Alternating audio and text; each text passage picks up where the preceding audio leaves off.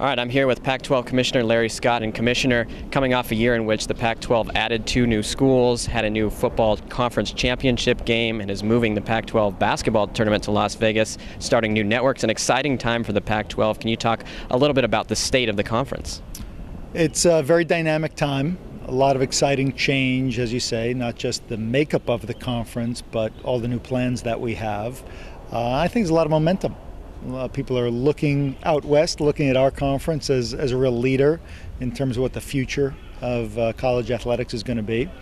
And I think particularly with a 12-team conference, what we're doing with our TV networks, change in our football championship and basketball tournament, most everything about the conference is changing. I'd like to think for the positive, and there's just some great momentum in the marketplace.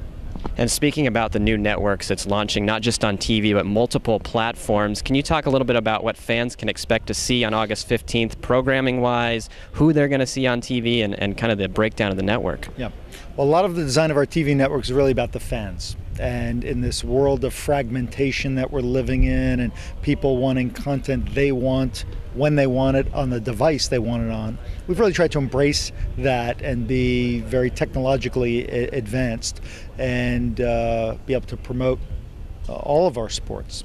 So what that means is we're going to have 850 events across our networks. They're going to be tailored to the regional networks as well as the national network, depending on the event. And all of what's on the Pac-12 network will be available to our fans on any device, as long as they're a subscriber. So for our fan base and students and folks that are on the move, they'll really be able to follow Pac-12 sports when they're out and about. And there are very few networks actually doing that right now. So I think we'll be seen as very progressive in terms of embracing that.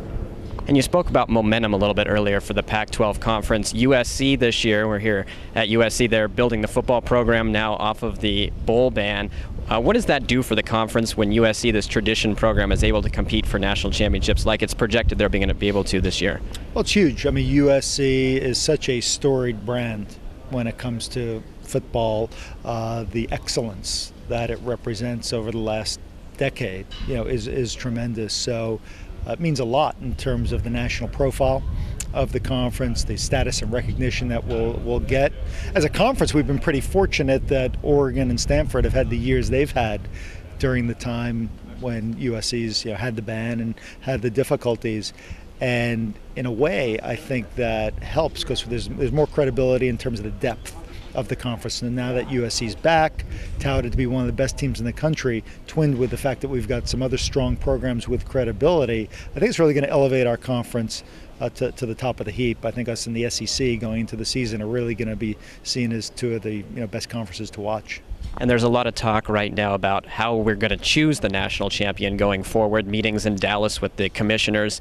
What has come out of those meetings so far? And they say the target is 2014. We might see a 4-team playoff by then. Do you think that's feasible? Yeah. Well, nothing concrete's really come out of the meetings yet. We're in the middle of discussions, and it's got to be a collaborative process. There's 11 different conferences involved, Notre Dame and all that. But our posture as a conference has really changed from, I think, the way it's been historically. Since we've taken a fresh look at almost everything we've done as a conference, we're trying to take that same progressive approach to the postseason, and we're advocating for progress in terms of how it works, trying to listen to fans, be responsive, and create more of a model where it's earned on the field and take some of the subjectivity out of determining who's going to play for the national championship.